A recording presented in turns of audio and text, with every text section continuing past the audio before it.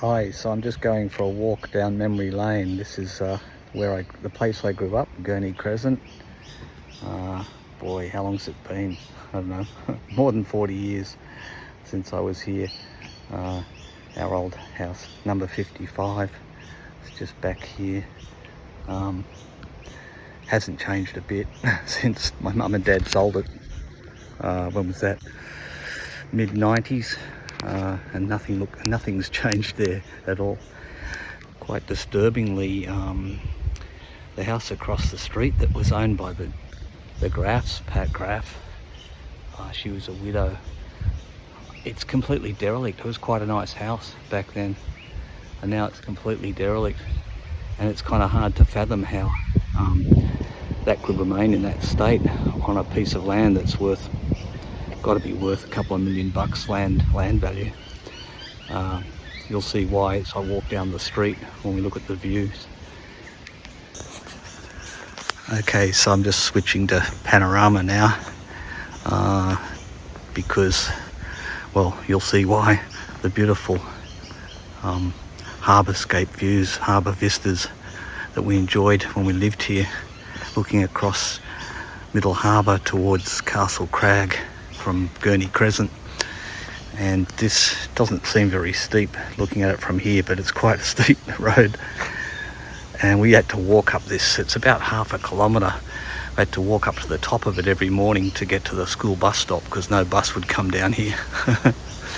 And in the old days, cars had pretty dodgy brakes, so there were quite a few accidents with people losing control and running into trees and running into rock walls and all sorts of weird stuff.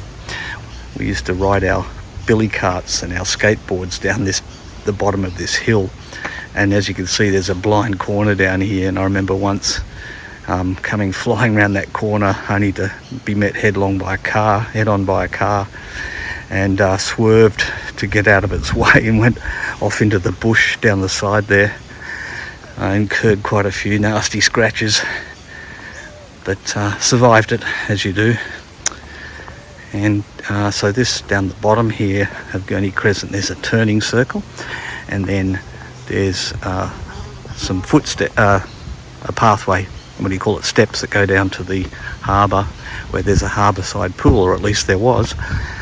I'm going to go down there now and see if it still exists and what sort of state it's in. I used to spend so much time there when I was a kid with my friends, and we'd get up to mischief and we'd go fishing and we'd go exploring and we'd invent stories of pirates and pirate ships and giant sharks and all sorts of things. Mind you, the shark stories weren't entirely made up. In fact, one of the last shark attacks in Australia happened in, I think it was about 64, so a couple of years before we moved here. And a man was taken from his fishing boat just off this point where I'm about to head down to. See, this is an example of the classic Angophora or Sydney red gum that grows in the Sydney Basin, and there's many of these trees growing down here. Lots of bush, as you can see, untamed bush. Looks pretty much how it was when I lived here. It's funny, every cracker night in those days, there were cracker nights and you could just let off fireworks on the June long weekend, and we used to let off the fireworks. We used to build a bonfire and gather around it in the turning circle and shoot off all our fireworks, and a lot of them would finish up in this bush, and it was just an annual event where we had to call the fire brigade. They had to come and try and put out the fire. I don't know how on earth they did it, really. Quite amazing. Just as well they banned fireworks, I think, in Australia. Just for context, I lived here from 1966 until I left home in 1978. So that's the period we're talking about. So a long time ago.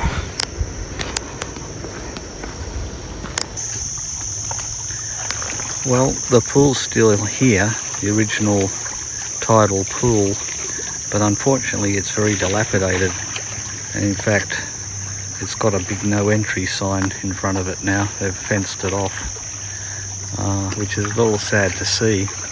It's been replaced, as you can see beyond here, by another little mooring place for boats, a little jetty. But this was actually a pool that we used to spend a lot of time in when I was a kid. And yeah, it's a bit sad to see it like that. We used to come down here this time of the year, Christmas time, when there was always a king tide, and we always liked to see how the water level got so high it actually got over the top of the swimming pool, the actual top rail of that pool that you can see there.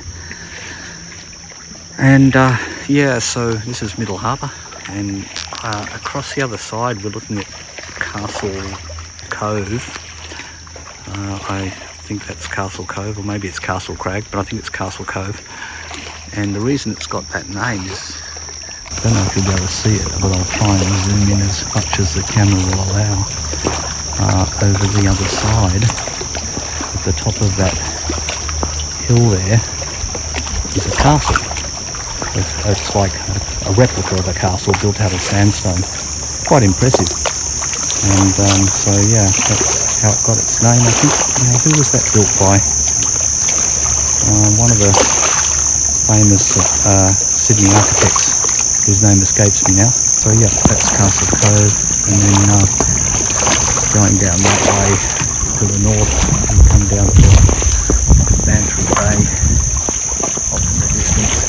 And we used to love to get out canoes and go paddling up the estuary there right to the end, till it just became a trickle. And it wasn't just properly made canoes either. We used to build all sorts of weird rafts out of driftwood and all sorts of strange stuff, which I think now was probably very, very dangerous, especially given that this was quite shark-infested water back then. Not so many sharks up here anymore. They used to come up to breed, but I think the water got too polluted. Perhaps they've returned now since Sydney Harbour's been cleaned up to a great deal. But yeah, some really fond memories up here.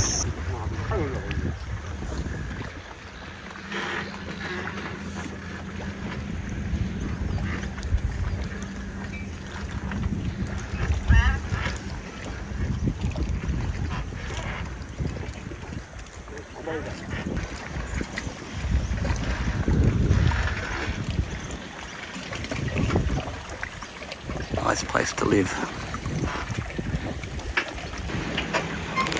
3 guys fishing here. I just asked one of them if they'd caught any fish, and he said, no fish. And that's pretty much how it was. Pretty much how it was 40, 50 years ago. No fish. Used to spend a lot of time dangling lines in the water. Maybe sometimes you'd catch a mullet on a bit of bread if you were lucky, but rarely big enough to keep. More bait fish really. But it was still a good way to kill some time. Always seemed to be a lot more time to kill when I was a kid. Now it's killing me. So here we are back at the top of the steps and the turnaround where we used to have our big bonfire on fireworks night, and lots of fireworks. And for such a quiet street, Gurney Crescent wasn't without its dramas. I was just reminiscing about a story that happened up here. There was a radio announcer that lived down that end of the street called Peter Bergen, and his wife was a bit of a head case. Can't remember her name now. I think it was Patricia. Anyhow, I'm sure they're no longer alive to sue me, so I'm going to hopefully say this with indemnity. But she didn't like other people disturbing her or her existence. And I had some next door neighbours that owned motorbikes, and I remember they would spend a lot of time tuning the bikes, and then they'd bring them down the road here just for a quick test run, and then back up to their house. And one of them came back on his motorbike, and he was white as a sheet. And we're going, what happened? You know, we thought he must have had a fall or something, but he wasn't injured. And he said that Pat Bergen had taken a pot shot at him with a rifle. A couple of pot shots, in fact. and made it pretty clear that he wasn't welcome down her end of the street. So there you go. Never a dull moment in the old Gurney Crescent. So while I'm in storytelling mode, this beautiful red gum here, we thought it was a good idea to build a tree house in it. We're always building tree houses, and we'd get bits of driftwood and whatnot and nail them together, make a platform, and then sometimes if we got really clever, we'd put a roof over it. And in this case we built one, and we right up on the top of that tree, and we decided to put a roof over it with a couple of pieces of old corrugated iron that we salvaged from somewhere. And anyway, as you can see, it's quite close to the power wire that runs down that street, and there was a big gust of wind, and it took one of the sheets of iron off, and it fell down and cut straight through the power wire. The next thing, there's buzzing power wire and all these blacked out houses, and yeah, it's like probably not the smartest idea. So this was our next door neighbours back then, the Thompsons. Lovely family, a little bit alternative, but very, very interesting people to live next door to. And anyhow, they had someone in the family was in showbiz, an actress, a niece I think she was. And anyhow, there was at the time there was a series running at night, late night, and it was one of these sort of mystery horror type things in America. Pretty cheesy, really. Oops, sorry about the car noise. And anyhow, they were looking for a place to shoot one of these films, and I'm not sure why, but they were shooting them in Australia, and maybe because it was cheap, and they decided to use this house for the abode of the main characters. It looked quite different to how it looks now. It didn't have that big brick facade on the front of it. It was a wholly timber place back then. And yeah, it's funny, I still remember we were so excited that they were shooting a movie down here, and I actually got asked as a kid to go and scrounge some seaweed off the beach for them because they needed it as a prop. The story went that the guy had brought his wife here, and I think she was from America, and anyway they weren't getting on, and then he drowns her, I think, in the harbour, and then in a subsequent scene he's out in his boat, I think in his little tender rowing out to his yacht, and yeah, suddenly things go awry and something bites the ends off his oars, and then he's trying to use his hands to